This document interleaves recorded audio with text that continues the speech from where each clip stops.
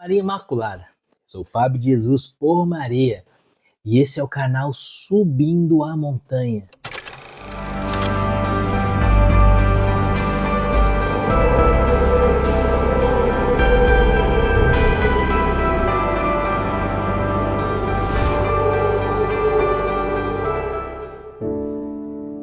Palavras de vida eterna, o pão da palavra no seu dia a dia, porque não só de pão vive o homem, mas de toda a palavra que provém da boca de Deus. Dia 13 de março de 2023, segunda-feira, começamos uma nova semana, estamos na terceira semana do tempo da Quaresma. O evangelho que a igreja nos propõe nessa segunda-feira está em Lucas, capítulo 4, versículos de 24 a 30. Nós vimos Jesus que anuncia a sua palavra em Jerusalém, na terra, lá na Judéia, é perseguido pelos judeus. Então ele atravessa Samaria, no evangelho de ontem de domingo, se encontra com a samaritana à beira do poço de Jacó, passa alguns dias na Samaria anunciando o evangelho. Os samaritanos creem na palavra de Jesus. Então Jesus vai à sua cidade natal, ele vai à sua terra natal, ele vai a Nazaré. E, infelizmente, em Nazaré, Jesus não é acolhido, a palavra de Jesus não é acolhida. Jesus não é bem recebido em Nazaré.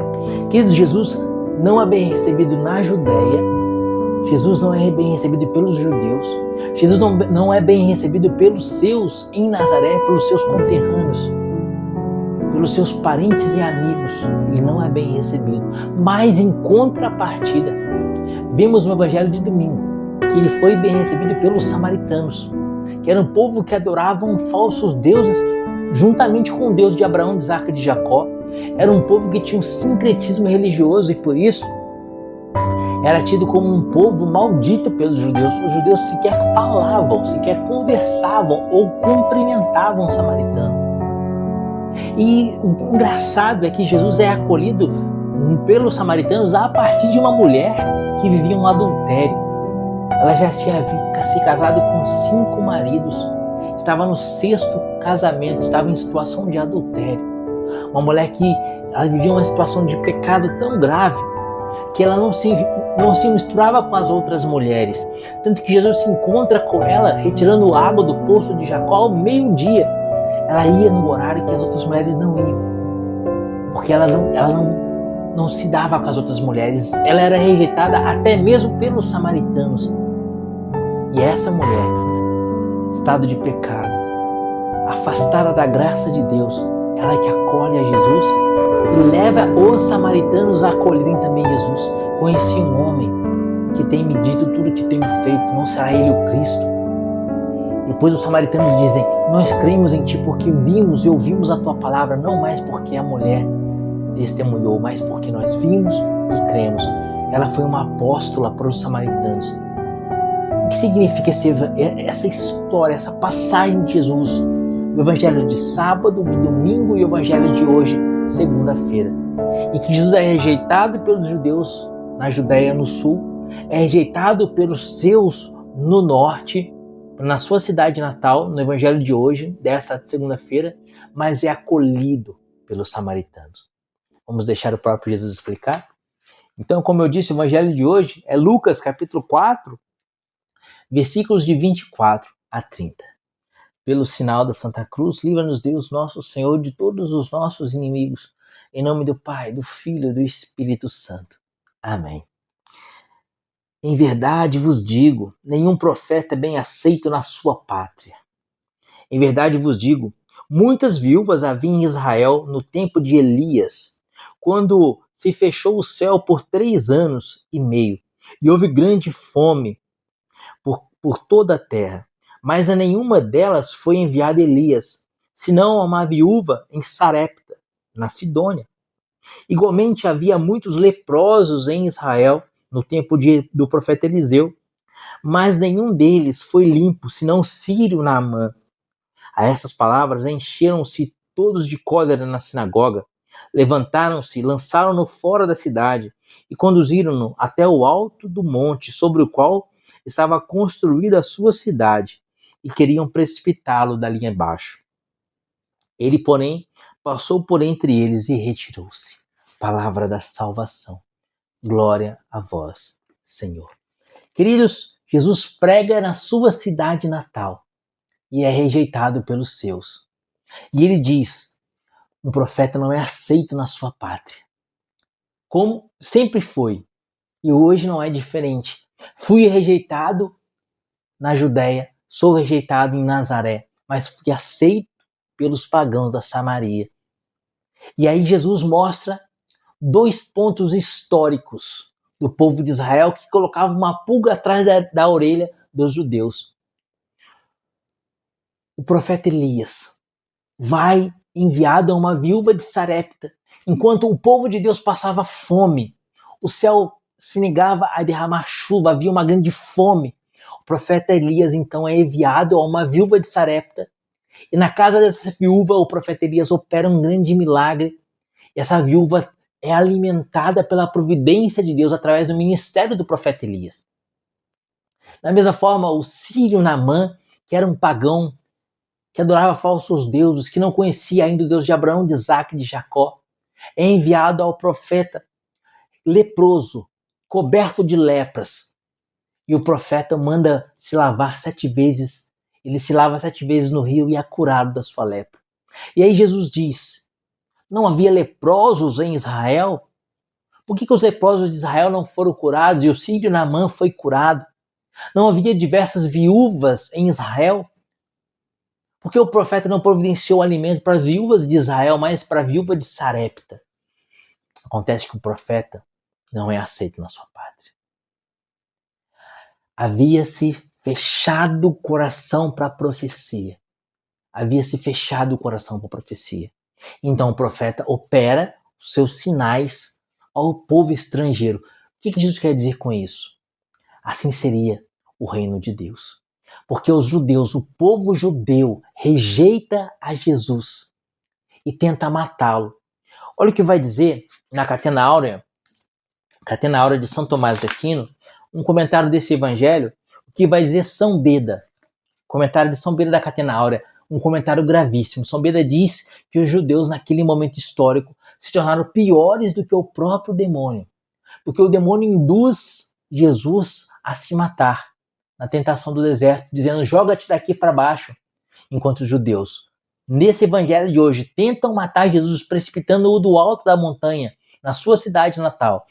Jesus passa pelo meio deles e não se deixa aprisionar, porque ainda não era chegada a hora da sua paixão. Mas depois, em Jerusalém, sobre o monte Gólgota, de fato, os judeus vão entregar Jesus para ser morto pelos gentios. Olha o que vai dizer São Beda: piores são os judeus, discípulos do diabo, do que o próprio diabo, seu mestre. Com efeito, aquele diz: lança-te daqui abaixo, Mateus capítulo 4, versículo 6, ao passo que estes tentam lançá-lo efetivamente. Contudo, tendo a intenção deles mudado de súbito, ou tendo sido tomado de espanto, ele desceu porque ainda lhes concede tempo para fazerem penitência. Ou seja, Jesus não se deixou precipitar daquele monte em Jerusalém, em Nazaré, pelos seus conterrâneos, porque ele queria dar tempo para que eles se convertessem. Mas ele, passando por meio deles, retirou-se. Queridos, 2 pontos específicos. Quando nós fechamos o nosso coração para a ação de Deus, nós nos tornamos semelhantes ao diabo. O demônio não veio senão para matar, roubar e destruir. Matar é o primeiro verbo. Jesus vai dizer isso lá no Evangelho de João, no capítulo 10, que o demônio não veio senão para matar, roubar e destruir. A primeira coisa e a principal obra do demônio é matar. Romanos 6,23, o salário do pecado é a morte. O demônio quer incutir o pecado para que o pecado gere a morte. E a morte má e eterna. O demônio, a sua principal tarefa é matar. Ele rouba e ele destrói com o objetivo de matar a alma e lançá-la no inferno. Aos judeus que tentam aqui matar Jesus, eles se tornam semelhantes ao demônio. E por isso, o reino de Deus é tirado deles e é dado aos gentios. Lembra que eu disse que os samaritanos acolheram a palavra de Jesus? Quem são os samaritanos? São os gentios. E quem somos nós hoje, a igreja? Nós somos os gentios. Nós não somos judeus de sangue. Sim, somos descendentes de Abraão pela fé, porque abraçamos a fé de Abraão, mas somos o novo povo de Deus, o povo da nova aliança, que se iniciou na paixão de Jesus e se consumou na sua ressurreição. Somos a igreja de Cristo, fundada sobre Pedro. Em Mateus capítulo 16, versículo 18, Pedro, tu és pedra, sobre essa pedra edificarei a minha igreja, e as portas do inferno não prevalecerão contra ela. Porque os judeus fecharam o coração, Jesus tirou o reino de Deus dos judeus e deu aos gentios. E é isso que Jesus quer dizer quando ele disse que o profeta não curou os leprosos de Jerusalém, os leprosos do povo de Deus, mas o profeta curou o sírio Naamã, o estrangeiro. Nós, os estrangeiros, nós, os gentios, nós que não somos judeus, somos aqueles que fomos curados pelo Senhor. Por quê? Porque os judeus, em princípio, fecharam o coração para Jesus. E mais do que isso, entregaram Jesus para ser morto na cruz. A viúva de Sarepta é alimentada pela providência do profeta Elias. Por quê? Do profeta Eliseu, perdão. Por quê? Porque existiam viúvas em Israel, mas elas fecharam o coração. Os israelitas haviam fechado o coração à palavra do profeta. Então ele alimenta a viúva estrangeira. A viúva estrangeira, o que significa a viúva?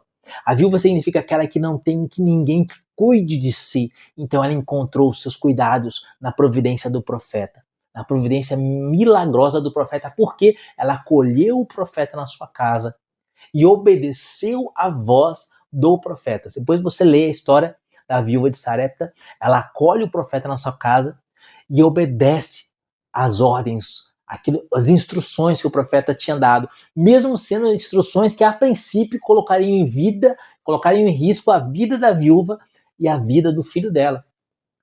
Depois leia a história do profeta e da viúva de Sarepta, mas ela obedece.